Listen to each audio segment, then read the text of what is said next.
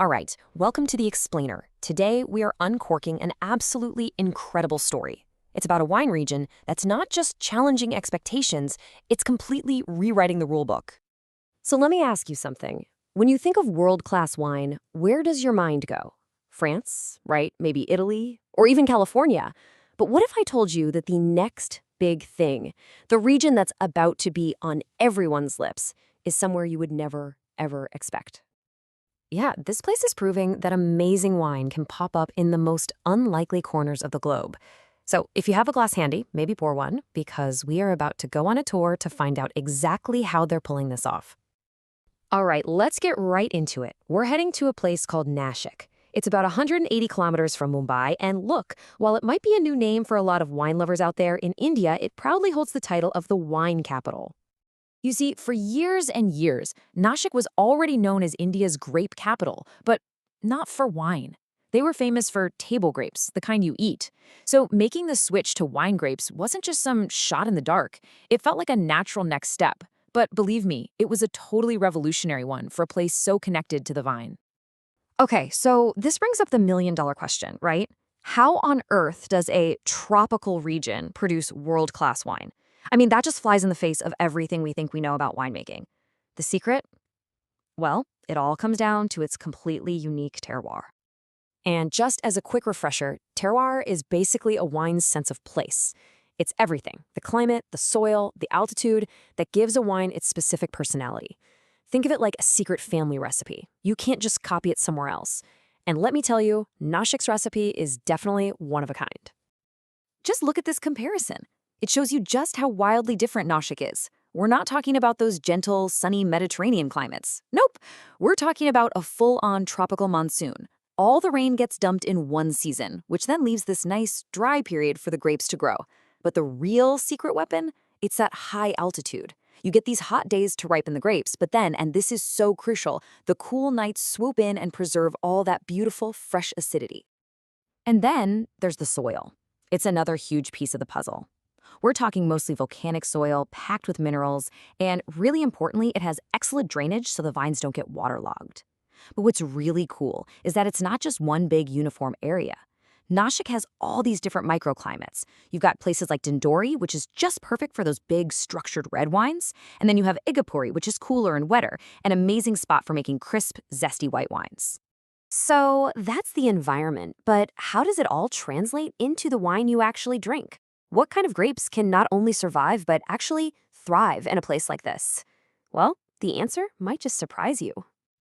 Let's start with a white, Sauvignon Blanc. I mean, everybody knows Sauvignon Blanc. It's a global superstar. But in Nashik, it really takes on a whole new personality. This is not your typical French Sauvignon Blanc. Here, it just bursts with this vibrant, unmistakable tropical twist. And this is where you can literally taste that terroir we were talking about. Those hot days bring out all those delicious tropical fruit notes, but the cool nights hang on to the zesty, fresh citrus and green herbaceous flavors. What you get is this wonderfully crisp, aromatic wine that is just tailor-made for a warm day. All right, next up, Chenin Blanc. Now, this grape's original home is France, but in Nashik, it's become one of the most popular and flexible grapes around. Honestly, it's a total workhorse for the winemakers there. And when I say versatile, I mean it. The winemakers can do almost anything with it. They can make it super dry and crisp, or go the other way and make rich, sweet dessert wines. They even make sparkling wines with it. It's a grape that really lets a winemaker show off their skills, because they can shape it into pretty much any style they dream up. Okay, let's talk reds. And for that, we have to talk about Shiraz. You might know it as Syrah. It is an absolute standout star in Nashik. It produces wines that are just perfect for a warm climate. We're talking bold, spicy, and packed with character. See, that warm weather and all that sunshine are the magic ingredients here. They let the Shiraz grapes get perfectly ripe, developing these deep, intense flavors. Think blackberry, plum, and then you get that classic kick of black pepper and spice. The final product? A powerful, full-bodied red that is not afraid to stand up to some seriously flavorful food.